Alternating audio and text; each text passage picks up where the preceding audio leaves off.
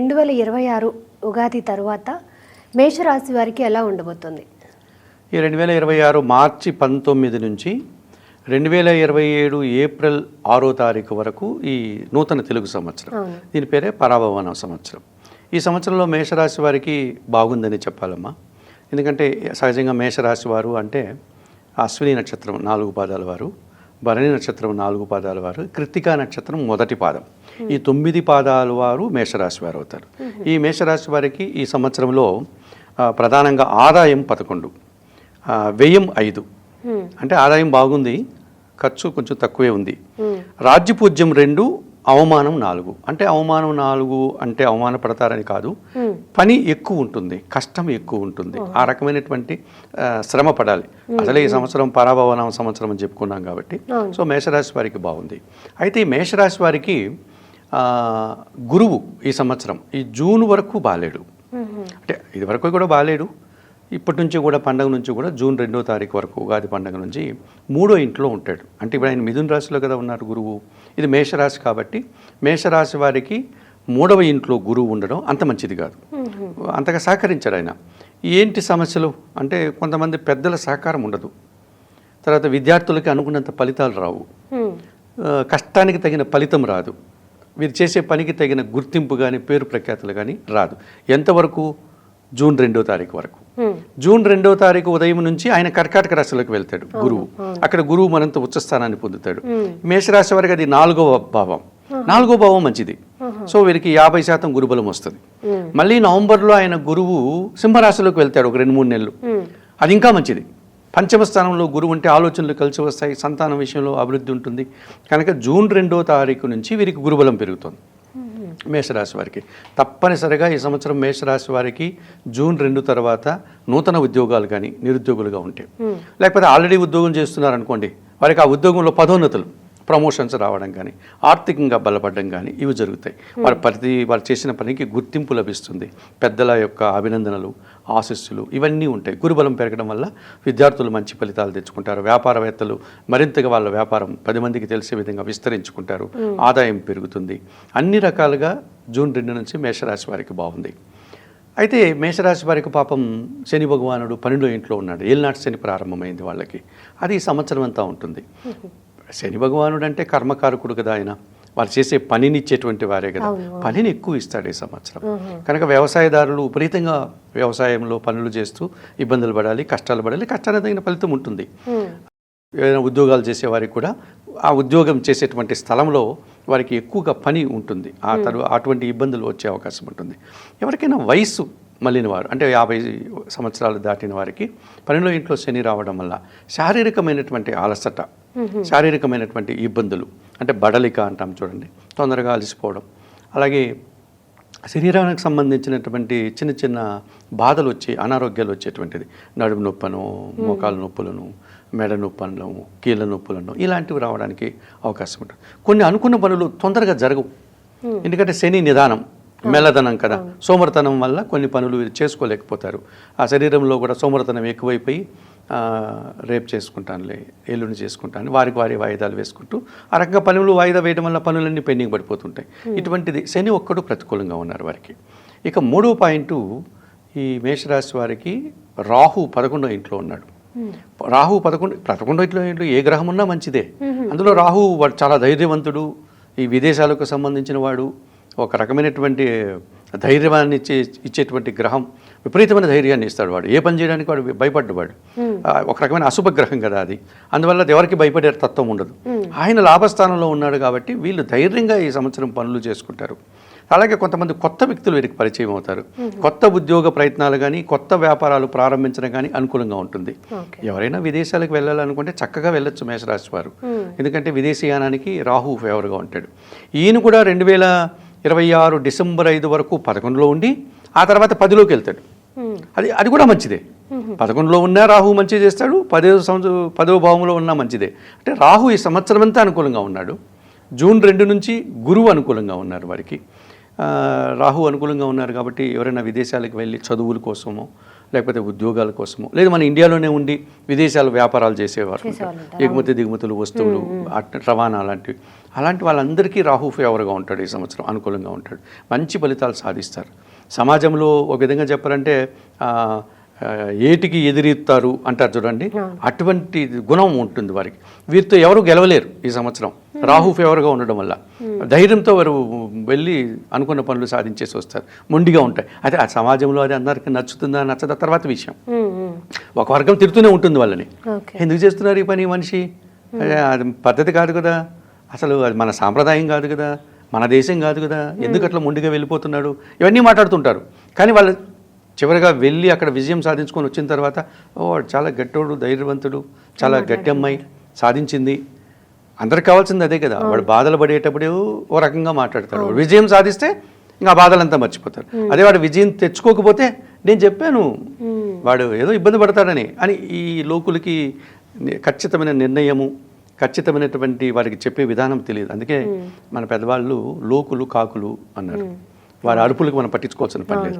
ఆ రకంగా మేషరాశి వారు అనుకున్నటువంటి పనుల్లో వారి మీద వారికి నమ్మకం ఉంటే, నిజాయితీగా సంకల్ప బలంతో గన ఈ సంవత్సరం ధైర్యంగా చేసే కార్యక్రమాలన్నీ విజయాన్ని సాధిస్తాయి.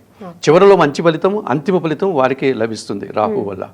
సో గురువు ఎట్లాగో జూన్ నుంచి వారికి అనుకూలిస్తున్నారు.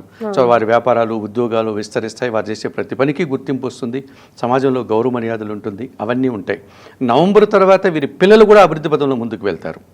సో ఆ రకంగా మంచి పనులు చేయడానికి అనుకూలంగా ఉంది. ఇంకా కేతువు ఇప్పుడు 5వ ఇంట్లో ఉన్నాడు సింహరాశిలో, ఆయన మళ్ళీ 4వ ఇంటికి వెళ్తాడు డిసెంబర్ తర్వాత కర్కాటక. కొంచెం అనుకున్న పనులు 1-2 పనులు నిరాశని కలిగిస్తాయి.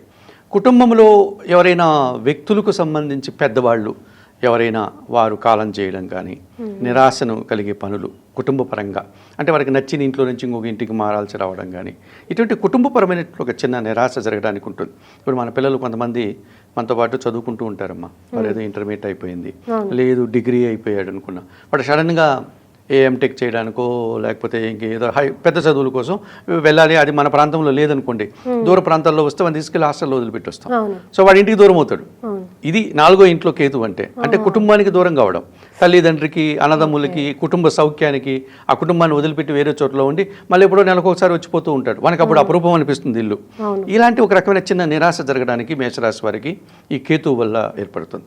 ఇక వీరికి మేషరాశికి రాశ్యాధిపతి, అష్టమాధిపతి అనగా వృశ్చిక రాశికి అధిపతి కుజుడు ఉన్నాడు చూసారా, ఈ సంవత్సరం బాగున్నాడు. ఈ మేషరాశి వారికి 3వ ఇంట్లో కుజుడు, అలాగే 6వ ఇంట్లో కుజుడు ఉండేటప్పుడు కాంపిటేటివ్ స్పిరిట్ పెరిగిపోతుంది, పోటీ పరీక్షల్లో విజయం సాధిస్తారు, అలాగే ఏదైనా ఇంటర్వ్యూల్లో వెళ్తే విజయం సాధిస్తారు. వీరితో కంపేర్ చేసుకున్నారనుకోండి, ఒకే పని 2 మనుషులు చేసి ఇద్దరిలో ఎవరు బాగా చేస్తారంటే వీళ్ళే గెలుస్తారు. సో అటువంటి పోటీలో మంచి విజయాలు సాధిస్తారు. భూములు ఏమన్నా కొనాలనుకుంటే ఈ సంవత్సరం కొనుక్కోవచ్చు, వాళ్ళు వాహనాలు, కార్లు లాంటివి కొనుక్కోవచ్చు, అవన్నీ కూడా అనుకూలంగా ఉంటుంది. రియల్ ఎస్టేట్ రంగంలో ఎవరైనా పనిచేసే వాళ్ళకుంటే మంచి ఫలితాలు వస్తాయి ఈ సంవత్సరం జూన్ తర్వాత. అలాగే వీరికి రవి కూడా ఫేవర్గా ఉన్నాడు, సూర్య భగవాను కూడా అనుకూలంగా ఉన్నాడు. అంటే అధికారుల యొక్క అభినందనలు, అధికారుల యొక్క సపోర్ట్ వీరికి దొరుకుతుంది.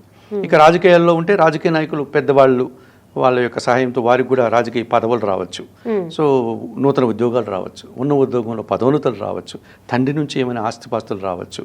ఈ రకంగా రవి ఫేవర్గా ఉంటే ఇవన్నీ జరుగుతాయి. సూర్య భగవానుడు తండ్రి, సూర్య భగవానుడు రాజు, సూర్య భగవానుడు అధికారి. సో ఇటువంటివన్నీ జరగడానికి మనకు అవకాశాలు ఉంటుంది.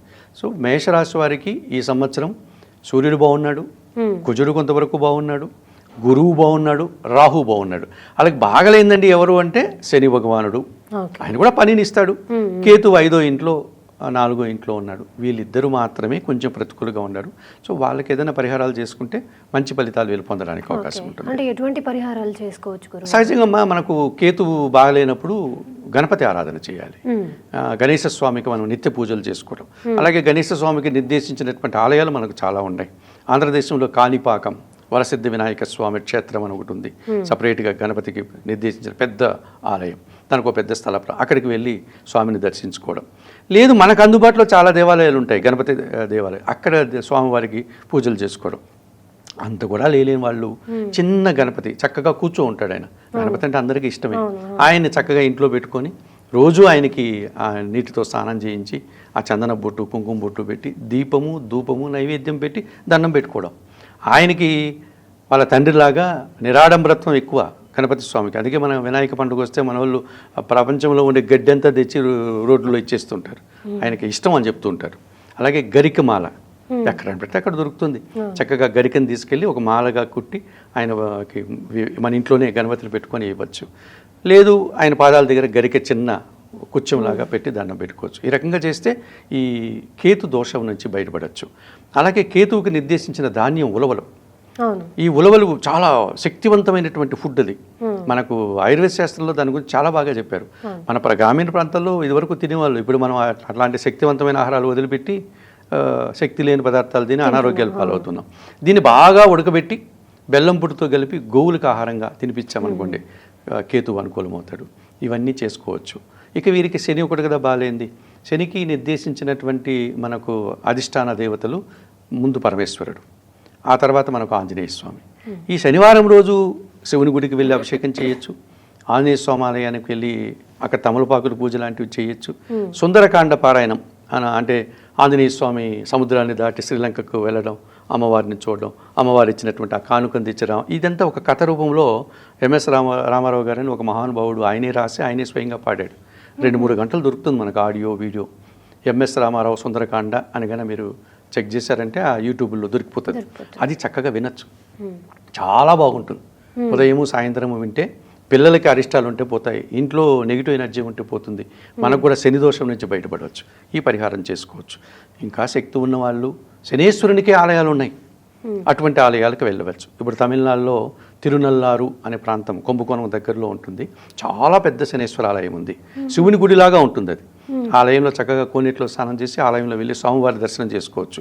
అక్కడ ఏమైనా పూజలు ఉంటే చేసుకోవచ్చు. అక్కడ దీపారాధన, నువ్వులు నూనెతో దీపారాధన చేసి వస్తే ఈ శని దోషం నుంచి బయటపడడానికి అవకాశం ఉంటుంది. సో ఇన్ని పరిహారాలు ఉన్నాయి. వారికి అంత లేనివారు ఇంట్లో మన పెద్దలు, మన తాత ముత్తాతలు, మన ఇంట్లో ఎవరు లేరనుకోండి, చుట్టుపక్కల తాత ముత్తాతలు, అవ్వా తాతలు ఉంటారు కదా. శని భగవానుడు వృద్ధుడు కాబట్టి ఆ పెద్దవాళ్ళ దగ్గరికి వెళ్ళి వాళ్ళ మాటలు వింటే చాలు. వారు పాపం ఏదో వాళ్ళ జీవితంలో జరిగిన అన్ని అనుభవాలు చెప్పాలని తపన పడుతూ ఉంటారు. మన వాళ్ళకి ఓపిక ఉండదు. ఆ మనవలకి మనవరాళ్ళకి మళ్ళీ వస్తాం పోతాతయ్య నేను క్రికెట్ ఆడాలా ఇంకోటి ఆడాలని పారిపోతుంటారు. వాళ్ళ దగ్గర ఎవరు కూర్చోరు. మనం ఈ శని దోషం ఉన్న వాళ్ళు వారి దగ్గరికి వెళ్ళి మీకు ఏం కావాలి, మీరు ఏమైనా నాతో మాట్లాడండి, నేను వింటా. ముందు వాళ్ళ మాటలు విని ఆ తర్వాత వారికి కావాల్సినవి ఏదైనా ఉంటే వాళ్ళకి అందించి, తర్వాత వాళ్ళకి ఏదైనా ఆహార పదార్థాలు కానీ లేకపోతే ఏదైనా ఔషధాలు కానీ తెచ్చిచ్చి వాళ్ళ ఆశీస్సులు తీసుకోగలిగితే శని ఫ్లీజ్ అవుతాడు. అలాగే వయోవృద్ధులు రోడ్ల మీద ఉండే భిక్షగాలకి మన చేతులారా శనివారం రోజు ఆహారం పండ్ల రూపంలో ఇవ్వడం, తర్వాత ఏదైనా వస్త్రాలు ఇవ్వడం, ఇవన్నీ చేయొచ్చు. గోవులకు ఇవ్వచ్చు. ఇలాంటి ప్రయత్నాలు చేసినా కానీ మనం శని దోషం నుంచి బయటపడడానికి అవకాశం ఉంటుంది. ఓకే, చూసారు కదా మేషరాశి గురించి గురువుగారు మనతో చాలా విషయాలు చెప్పారు. సో ఇవన్నీ పాటించడం వల్ల మీకు మంచి జరుగుతుంది. ధన్యవాదాలు గురువుగారు. ప్రముఖ జ్యోతిష నిపుణులు జ్యోతిష విశారద డాక్టర్ కె వేణుగోపాల్ గారు మరియు జ్యోతిష బ్రహ్మ పురాణ వాచస్పతి వాడపల్లి సీతారాం పండితులచే పరాభవనామ సంవత్సర ఉగాది రాశి ఫలితాలు పంచాంగ శ్రవణం మార్చి 19న మీ భక్తివన్ యూట్యూబ్ ఛానల్లో.